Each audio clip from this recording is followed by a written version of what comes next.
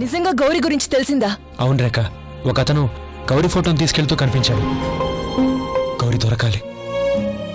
ఎందుకు ఇలా చేశామని నిలదీసి అడగాలి. ఇదిగోనమ్మా మీ అమ్మ.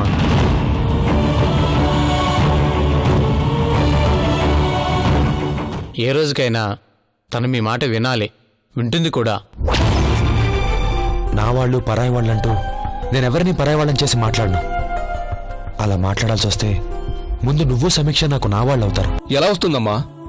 మార్పు రావడానికి వాడు మనిషి అయితే కదా. లేదా వాణ్ణి లొంగదీసి మన దారికి తెచ్చుకోవాలి.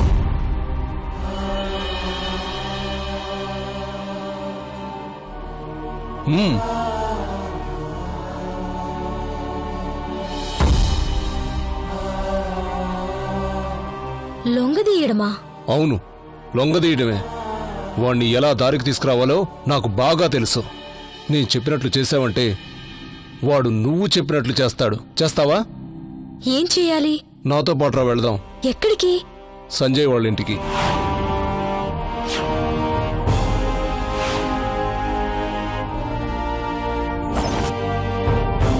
ఎందుకు?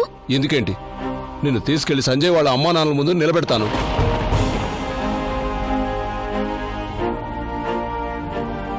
నీకు జరిగిన అన్యాయం గురించి నేను చెప్తానమ్మా.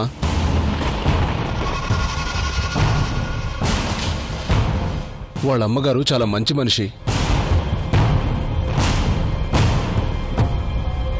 వాళ్ళ డాడీ చాలా నిజాయితీ గల మనిషి. సంజయ్ చేసిన పని గురించి చెప్తే ఏం చేస్తారన్నయ్యా? నీకు న్యాయం చేస్తారమ్మా. న్యాయం అంటే ఏంటన్నయ్యా?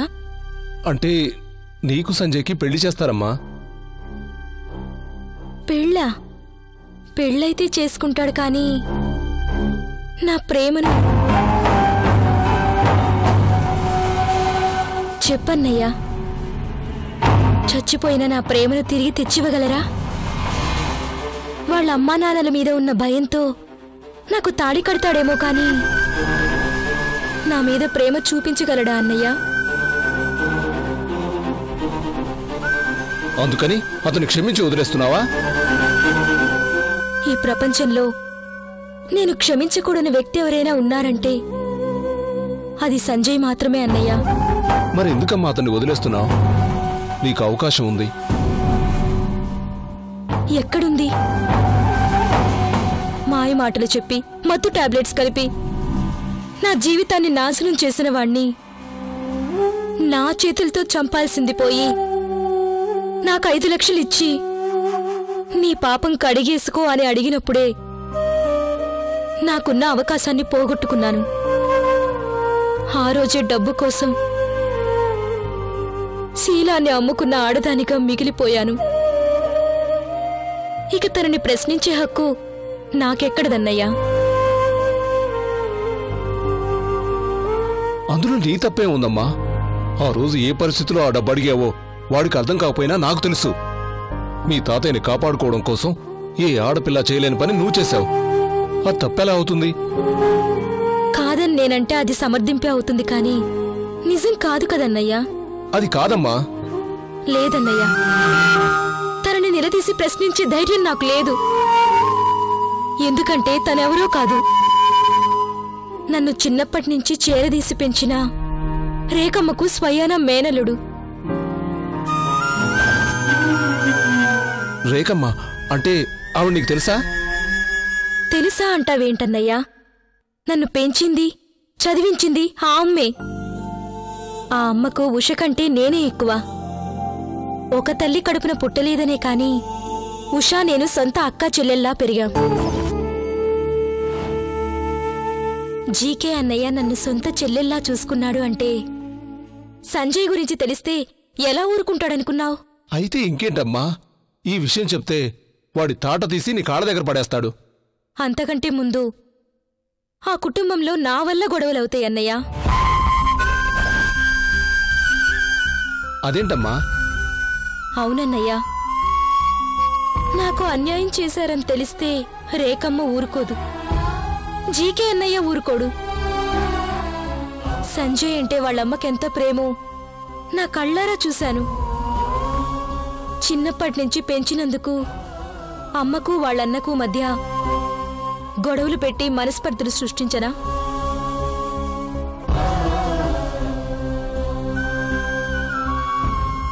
చాలా తప్పుగా ఆలోచిస్తున్నావు సంధ్య. లేదన్నయ్యా, నేను ఆలోచిస్తుంది కరెక్టే. నా వల్ల 10 మంది బాధపడకూడదు. నేను నా ప్రేమనే చంపుకున్నాక ఇంకా ఏం సాధిస్తాను? వాళ్ళందరి మధ్యన నా వల్ల ఏ గొడవలు రాకూడదు. సరే, నువ్వు చెప్పకపోయినా నేను చెప్తాను. నేనే వెళ్ళి జరిగింది మొత్తం చెప్తాను. చెప్తే నేను చచ్చినంత ఒట్టు.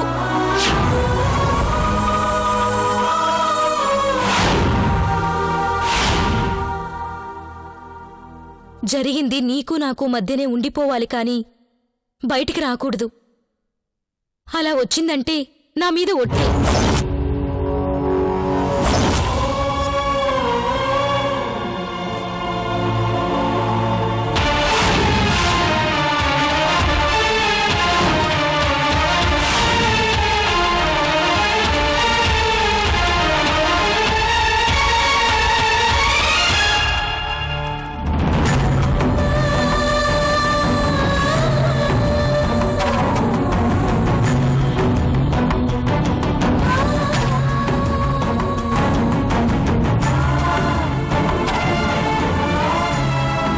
ఏంటమ్మా ఒట్టేయించుకుంటున్నావు?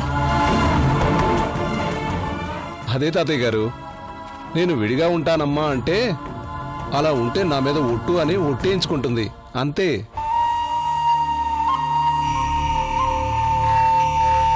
నిజమే బాబు, నువ్వెందుకు విడిగా ఉండాలి? అంటే నా వల్ల తనకి చెడ్డ పేరు వస్తుందేమోనని. మంచి విలువ లోకానికి ఎప్పటికీ తెలియదయ్యా. నీలాంటి మంచి మనిషి విలువ మాకు తెలుసు. లోకంతో మాకు పనిలేదు, నువ్వు మాతోనే ఉండాలి. అన్నయ్య, అర్థమైంది కదా? ఆ, అర్థమైంది. సరే, నాకు కొంచెం పనుంది తాతయ్య, బయటికి వెళ్ళొస్తాను. అలాగే, వస్తానమ్మా.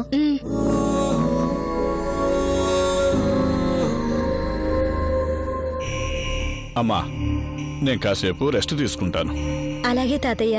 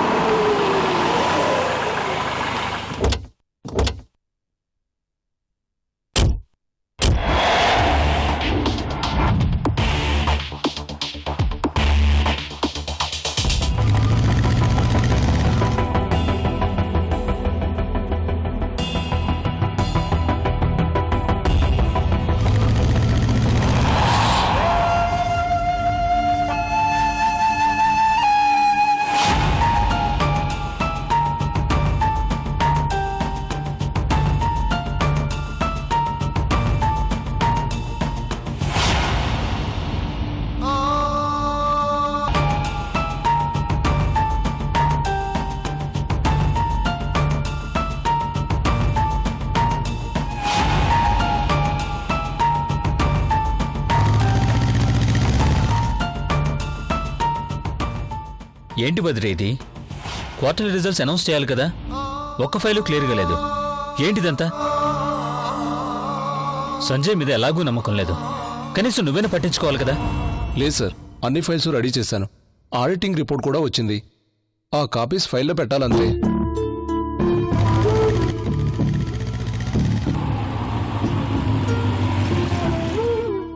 ఎందుకు పెట్టలేదు?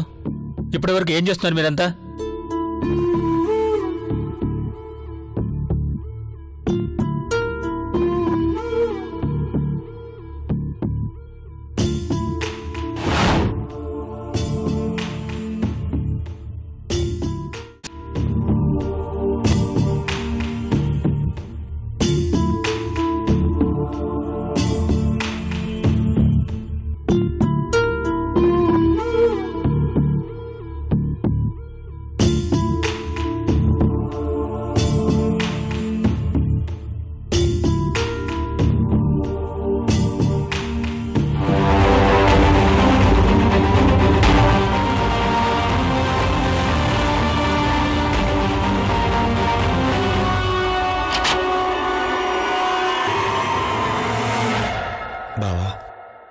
రఘు రా కూర్చో.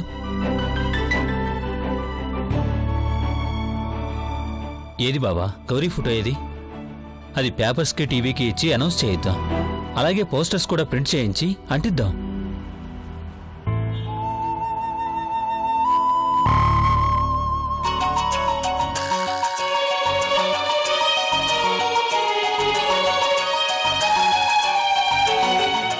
ఏంటి రఘు, ఏం మాట్లాడేవేంటి? ఫోటో దొరకలేదు బావా. అదేంటి? ఇల్లంతా వెతికాను, ఎక్కడా కనిపించలేదు. అదేంటి? అవకాశం దొరికినా అదృష్టం కలిసి రావట్లేదు చూడు. ఆ ఫోటో నా దగ్గరే ఉంటే ఎక్కడ నా మనసు మారిపోతుందోనని భయపడి దాచిపెట్టాను. ఆ ఫోటోను దాచి చాలా రోజులైంది, ఎక్కడుందో కనిపించట్లేదు.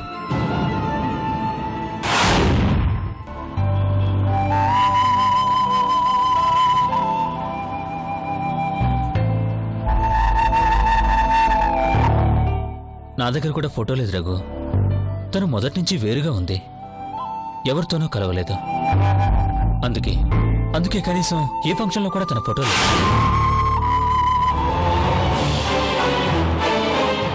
అది కాదు రఘు. ఒక్క నిమిషం బావా. హలో, చెప్పండి, రఘునే మాట్లాడుతున్నాను.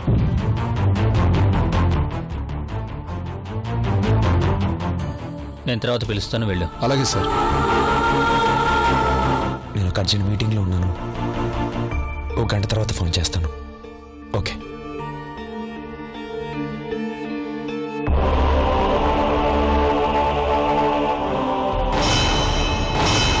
బావా,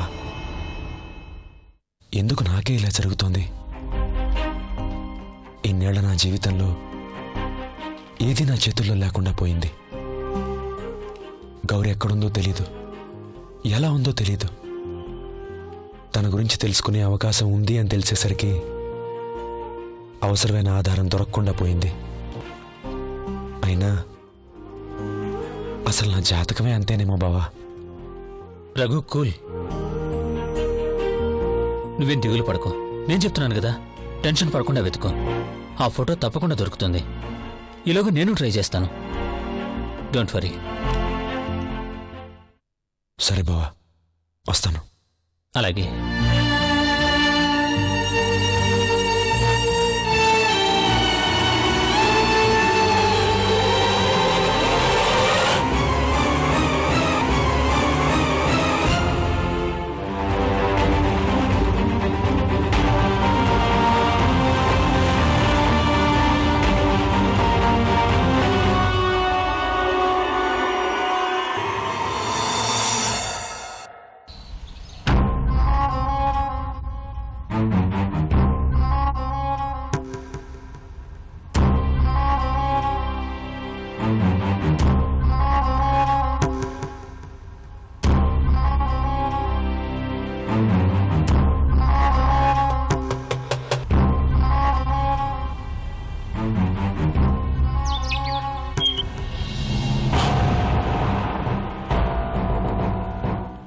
మావయ్య,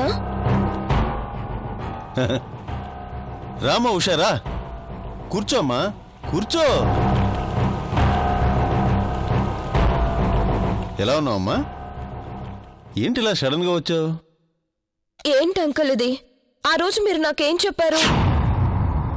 ఎలాగైనా సరే రాఘవ్తో నీకు పెళ్లి చేయిస్తాను, సగర్వంగా మీ ఇంటికొచ్చి కోడలుగా నిన్ను తీసుకెళ్తాను అని చెప్పారు.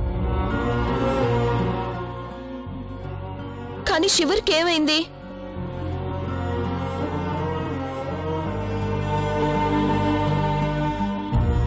నేనంతా కరెక్ట్గానే చేశానమ్మా. నేను అనుకున్నది అనుకున్నట్టు జరుగుంటే రాఘవ్కి నీకు ఈ పాటికి పెళ్లి జరిగిపోయేది.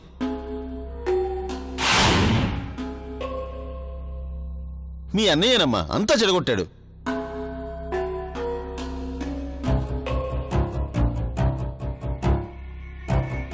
మా అన్నయ్య సంగతి ముందుగా మీకు తెలీదా మావయ్య? తనకి మొదటి నుంచి నేను రాఘవ్ని పెళ్లి చేసుకోవడం అస్సలు ఇష్టం లేదు. ఆ రోజు నుంచి ఈ రోజు వరకు తనకి రాఘవ్ అంటే అస్సలు పడదు. అది తెలిసి నేను ఈ ఇంటికి వచ్చాను. కానీ మీరే నన్ను బలవంతంగా మా ఇంటికి తీసుకెళ్లారు.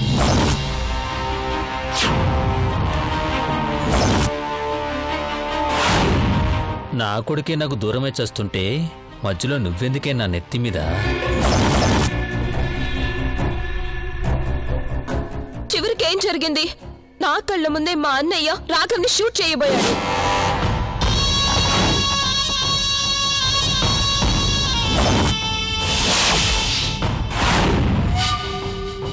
నిజమా? అవును మావయ్య. ఆ టైంలో నేను అడ్డుపడకపోయింటే తను రాఘవ్ని చంపేసేవాడు. పాపం, నన్ను చూడాలని వచ్చినందుకు రాఘవ్కి ఎంత ప్రాబ్లం వచ్చి పడిందో చూడండి. అంతేనమ్మా, అంతే. ఈ లోకంలో మంచికి విలువ లేదు. ఈ రోజుల్లో మంచి మనిషికి చోటు లేదమ్మా. రౌడీలు, గూండాలు, అలా పోలీస్ ఆఫీసర్లు అయిపోతుంటే అభం శుభం తెలియని నా కొడుకు లాంటి వాళ్ళు వాళ్ళ చేతుల్లో బలైపోతున్నారమ్మా. ఏం చేస్తాం? ఏం చేస్తామని అలా చూస్తూ కూర్చుంటారా మావయ్య? మీరేం చేయలేరా? రాఘవ నాకు కాబోయే భర్త మాత్రమే కాదు, మీకు కన్న కొడుకు కూడా. తనని కాపాడుకోలేమా మావయ్య?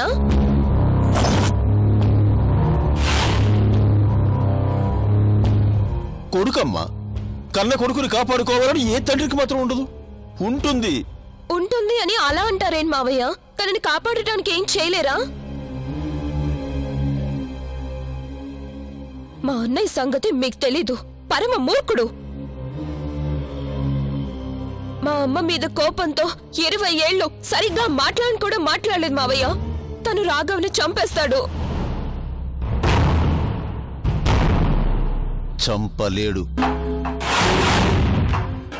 ఎలా అనుకుంటున్నారు? ఎలాగో చెప్తాన్రా.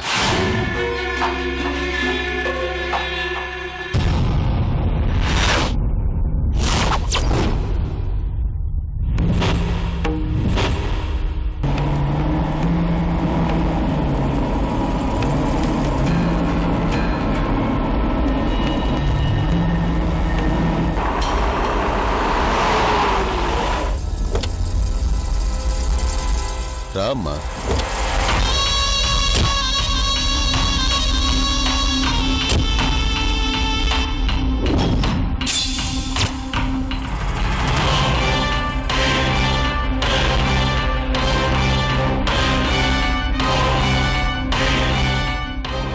ఏంటి మావయ్య ఇక్కడికి తీసుకొచ్చారు?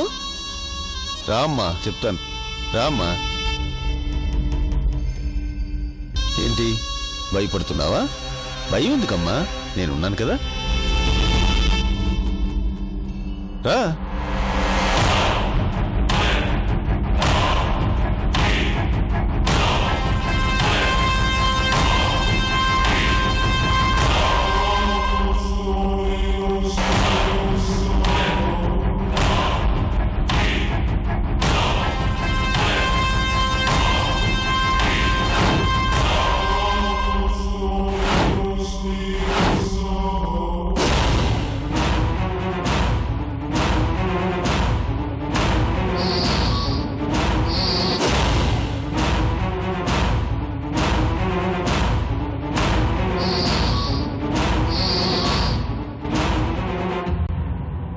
ఏంటి మావయ్య ఇక్కడ ఎవరు లేరు?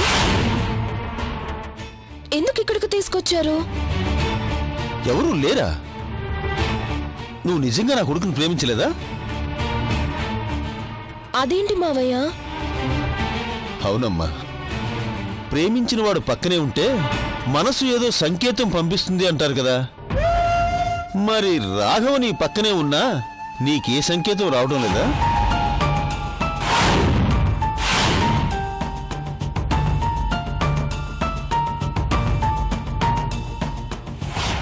రాఘవ ఏడి? ఎక్కడ మావయ్య?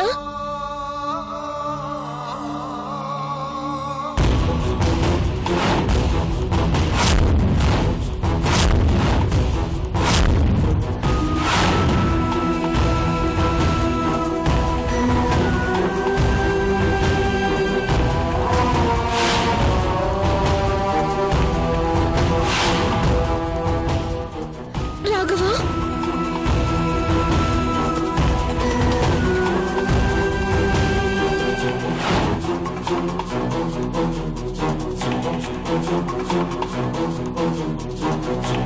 Thank you.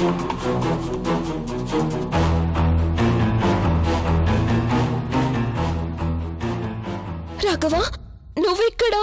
నేనే దాచానమ్మా.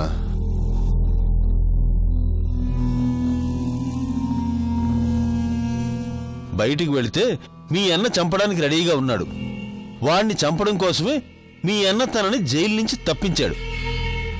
ఈ పిచ్చోడు నీకోసం మీ అన్న పన్నిన వలలో చిక్కుకున్నాడు. అవును ఉషా, నేను జైలు నుండి పారిపోవడానికి మీ అన్నే కారణం.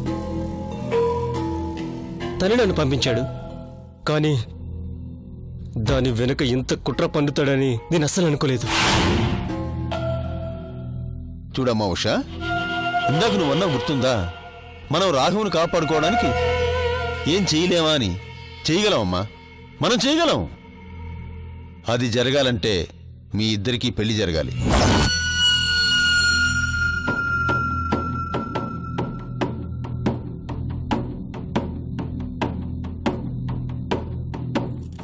పెళ్ళా? ఎలా మావయ్య? ఎలా ఏంటమ్మా, కళ్యాణ మండపంలో అంగరంగ వైభవంగా జరగాల్సిన ఆ తంతు ఇప్పుడు ఇక్కడ జరుగుతుంది, అంతే.